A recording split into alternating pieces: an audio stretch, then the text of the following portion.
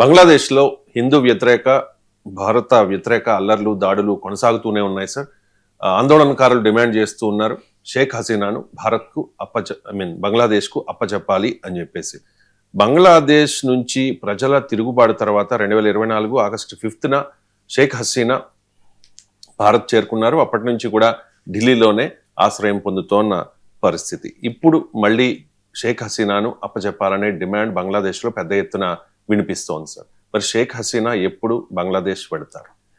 షేక్ హసీనా వెళ్ళాలని నిర్ణయించుకున్నప్పుడు భారత్ వెళ్తుంది అని ఇప్పటికే ఇండియా ప్రకటించింది. ఎందుకంటే ఇప్పుడు బంగ్లాదేశ్లో షేక్ హసీనా పైన కేసు, ఆమెకు మరణశిక్ష విధించారు. ఆమె షేక్ హసీనా ఇటీవల ఏఎన్ఐకి ఇచ్చిన ఇంటర్వ్యూలో చెప్పారు, స్వతంత్ర న్యాయ వ్యవస్థ ఉన్న రోజు, న్యాయ వ్యవస్థ స్వేచ్ఛగా విచారణ జరిపి శిక్షలు విధించిన రోజు, ఒక ప్రజాస్వామ్యయుతమైన పాలకులు ఉన్న రోజు నేను వెళ్తానని. అది అన్ఫార్చునేట్లీ బంగ్లాదేశ్ చరిత్రలో ఎప్పుడు ఉంది అనేదే ప్రశ్న. షేక్ హసీనా ఉన్నప్పుడు కూడా లేదు సమస్య అది. షేక్ హసీనా ఉన్నప్పుడు కూడా రాజకీయ స్వేచ్ఛ ఏమీ లేదు, ఆమె ఏమీ మా ప్రజల స్వేచ్ఛను గౌరవించిన సందర్భం కూడా ఏమీ లేదు.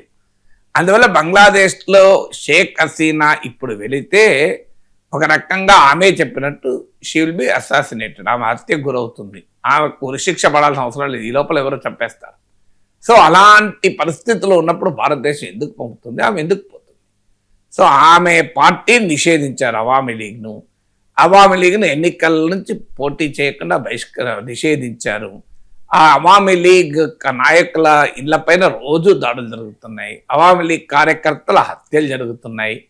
షేక్ హసీనా పైన టార్గెట్ చేస్తూ హింసాకాండ జరుగుతున్న సమయంలో ఆమె బంగ్లాదేశ్కు తిరిగి వెళ్ళడం అనేది సమీప భవిష్యత్తులో సాధ్యం కాదు. అయితే ఆ పరిస్థితులన్నీ బాగైనాక చెప్పలేము. ఇప్పుడు ఆమె ఏజ్ రీత్యా కూడా చాలా నియర్లీ 80కి వస్తున్నట్టుంది. అందువల్ల ఆమె కొడుకు కూడా అమెరికాలో ఉంటున్నాడు. సో నార్మల్ సర్కమ్స్టెన్సెస్ లేనప్పుడు షేక్ హసీనా బంగ్లాదేశ్కు వెళ్ళడమూ సాధ్యం కాదు.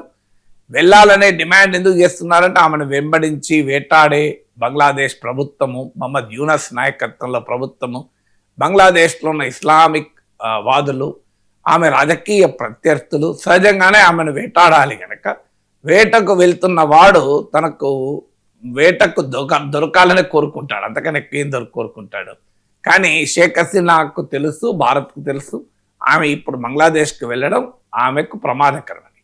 ఇక ఇండియా షేక్ హసీనాకు ఉన్న రిలేషన్స్ కొత్తవి కాదు, ఇది చారిత్రకమైన సంబంధాలు. ఇదేదో బంగ్లాదేశ్లో ఉన్న ప్రస్తుత ప్రభుత్వం పైన కోపంతోనూ లేదు, షేక్ హసీనా చేసినటువంటి అప్రజాస్వామిక నిరంకుశ పాలన సమర్థించటానికో లేదు, బంగ్లాదేశ్లో తమ రాజకీయ ప్రభావాన్ని కాపాడుకోవటానికో భారతదేశం షేక్ హసీనాకు ఆశ్రయం ఇవ్వలేదు.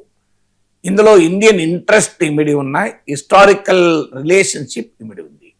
హిస్టారికల్ రిలేషన్షిప్ ఏంటంటే బంగ్లాదేశ్ విమోచన పోరాటం జరిగిన సమయంలో షేక్ ముజిబుర్ రెహమాన్, షేక్ హసీనా తండ్రి షేక్ ముజిబుర్ రెహమాన్ నాయకత్వంలో బంగవాహిని, విముక్తి వాహిని, బంగ్లాదేశ్ స్వాతంత్ర పోరాటంతో భుజం కలిపి భారత సైన్యం పోరాడింది. అందువల్ల షేక్ ముజిబుర్ రెహమాన్ నాయకత్వంలో బంగ్లాదేశ్ ఏర్పాటులో భారత్ కీలక పాత్ర పోషించింది.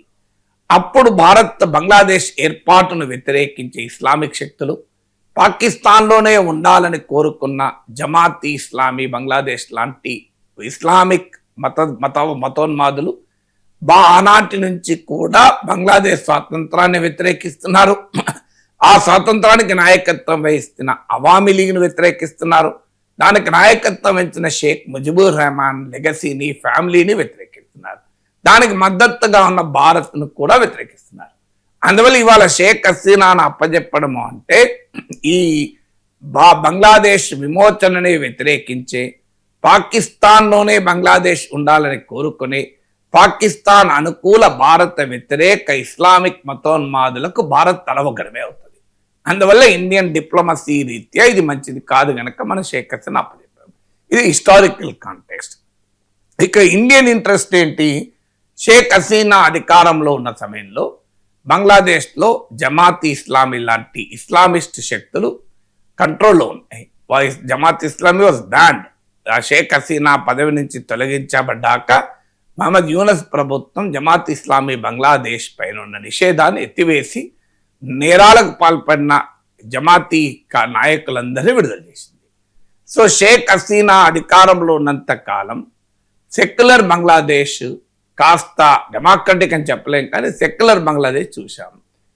హిందువుల పైన, మైనారిటీల పైన దాడుల్ని కట్టడి చేసింది.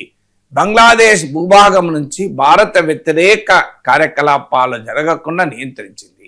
నార్త్ ఈస్టర్న్ తీవ్రవాదుల నుంచి మొదలుకొని ఇస్లామిక్ తీవ్రవాదుల వరకు బంగ్లాదేశ్ గడ్డపై నుంచి ఆపరేట్ కాకుండా ఆమె నిరోధించింది. పాకిస్తాన్ కుట్రలు బంగ్లాదేశ్ గడ్డపై నుంచి జరగకుండా ఆమె ఆపింది. అందువల్ల ఇండియన్ ఇంట్రెస్ట్ రీత్యా షేక్ హసీనాతో మనకు ఫ్రెండ్షిప్. ఇది రాజకీయాలకు అతీతంగా భారతదేశం చేస్తున్న పని. ఇవాళ భారతీయ జనతా పార్టీ ఉండొచ్చు, గతంలో కాంగ్రెస్ ఉండొచ్చు. షేక్ హసీనా, ముజిబుర్ రెహమాన్ కుటుంబాన్ని మొత్తాన్ని హత్య చేసిన రోజు షేక్ హసీనా, షేక్ రెహానా, ఆమె సిస్టరు, ఈమె జర్మనీలో ఉండే. అప్పుడు అందువల్ల వీళ్ళిద్దరే బతికిపోయారు. మిగతా కుటుంబం మొత్తం చంపేయబడింది. ఆ సమయంలో కూడా, అంత క్రైసిస్ సిచ్యువేషన్లో కూడా హసీనా, రహానాలకు ఇందిరాగాంధీ ప్రభుత్వం భారత్లో ఆశ్రయం ఇచ్చింది. మోర్ దెన్ 3 years ఇండియాలోనే ఉన్నారు. So this is a bipartisan consensus. Congress లేదు, బీజేపీ అనే సంబంధం లేదు. It is an Indian interest. భారతదేశ ప్రయోజనాల రీత్యా పాకిస్తాన్ అనుకూల శక్తులకు పైచేయి రాకుండా, భారత్ వ్యతిరేక ఇస్లామిక్ తీవ్రవాద శక్తులు బంగ్లాదేశ్ నుంచి ఆపరేట్ కాకుండా, ఈ నార్త్ ఈస్టర్న్ తీవ్రవాదులు ఆపరేట్ కాకుండా, బంగ్లాదేశ్లో ఉన్న హిందూస్తో సహా మైనారిటీల సంరక్షణకు కూడా షేక్ హసీనా సహకరించింది కనుక ఆమె పైన భారత్కు ప్రత్యేకమైన అభిమానం. కానీ బంగ్లాదేశ్లో ఆమె పాలనను భారత్ ఏం సమర్థించదు. సో బంగ్లాదేశ్లో ఆమె ఎలా పాలించింది, నిరంకుశంగా పాలించలేదా అంటే అది ఆ దేశ సమస్యలు. మన ఇంట్రెస్ట్ రీత్యా మనం రియాక్ట్ అవుతున్నాం. ఏం ప్రపంచంలో అమెరికా ఆయా దేశాల్లో ప్రజాస్వామ్యవాదులనే గౌరవిస్తుందా? సో ప్రజాస్వామ్యమా, నిరంకుశత్వమా అని కాదు. Diplomacy different. డిప్లొమసీలో ఇండియన్ ఇంట్రెస్ట్లే ఉంటాయి. ఆ మాటకైతే ఇటీవల తాలిబాన్ ఫారిన్ మినిస్టర్ కూడా వచ్చాడు. తాలిబాన్ ఆఫ్ఘాన్ ప్రజల్ని ఎలా వేటాడుతుంది, వేధించుకు తింటాం మనకు తెలియదా? కానీ మనం ఏం చేయలేం. ఆఫ్ఘనిస్తాన్లో తాలిబాన్ అధికారంలో ఉండాలా, బంగ్లాదేశ్లో ఎవరి అధికారంలో మనం నిర్ణయించలేం కదా.